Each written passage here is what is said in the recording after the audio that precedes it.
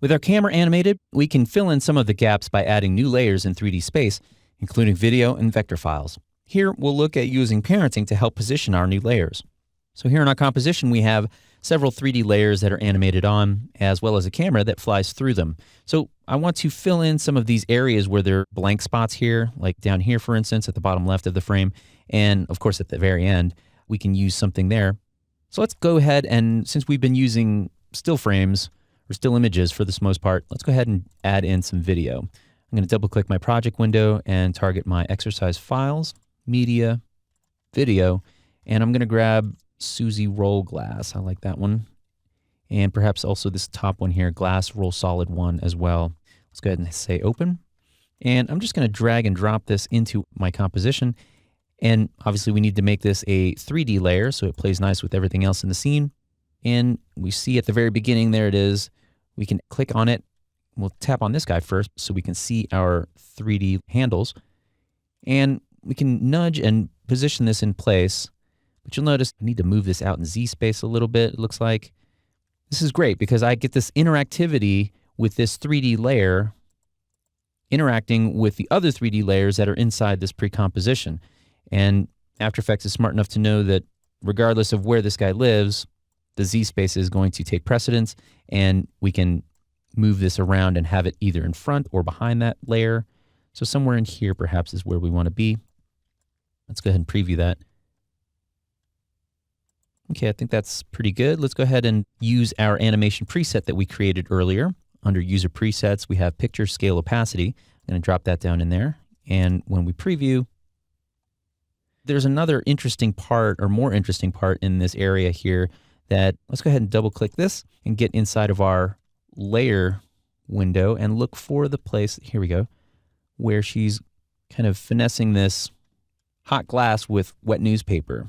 So I'm going to use my endpoints over here. We'll take that, and that's our new endpoint.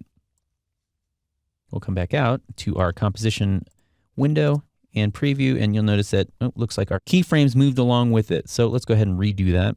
Let's take our scale and opacity out, and we'll drop in our animation preset so that the keyframes start right there. And now we can have her holding that glass with wet newspaper, and the layer scales up as well.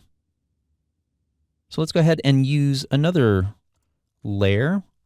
We'll drop this one in and we'll turn that one on as 3D.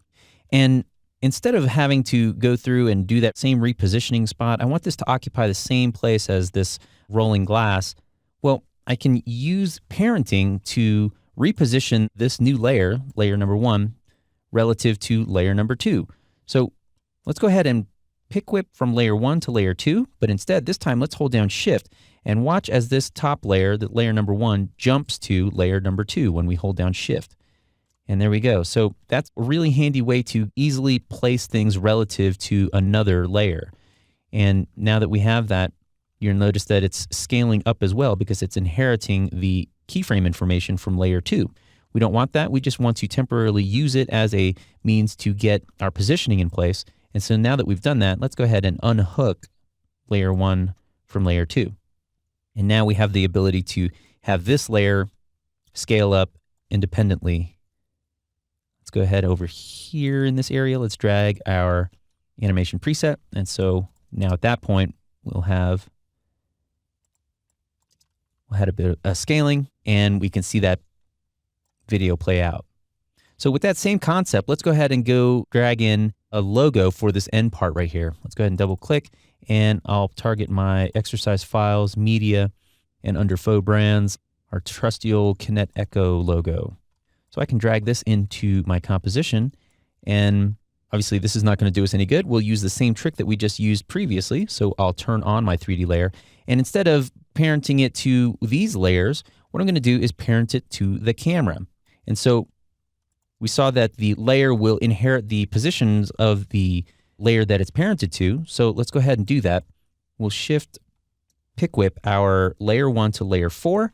And now that Kinet Echo logo is flying along with the camera for the ride. So we're not seeing it, but if we look at our layer, the transform here, the position is all zeroed out. And so what that means is if we push this out in Z space, there's our logo. We're pushing this further and further away from the camera, but still parented to the camera. So as the camera flies through, this logo is flying through space and still intersecting with the other layers as it flies by. So we can use that to our advantage to get to the very end. And right here, we'll drop off this layer and just say none. So thanks for tagging along. Now we're going to drop you off, and there you are in space. And now we've aligned you perfectly into the center of the screen just by simply shift parenting to the camera. So here we saw how we can add more layers of video and vector files by either referencing existing layers or addressing the frame with new layers relative to the camera.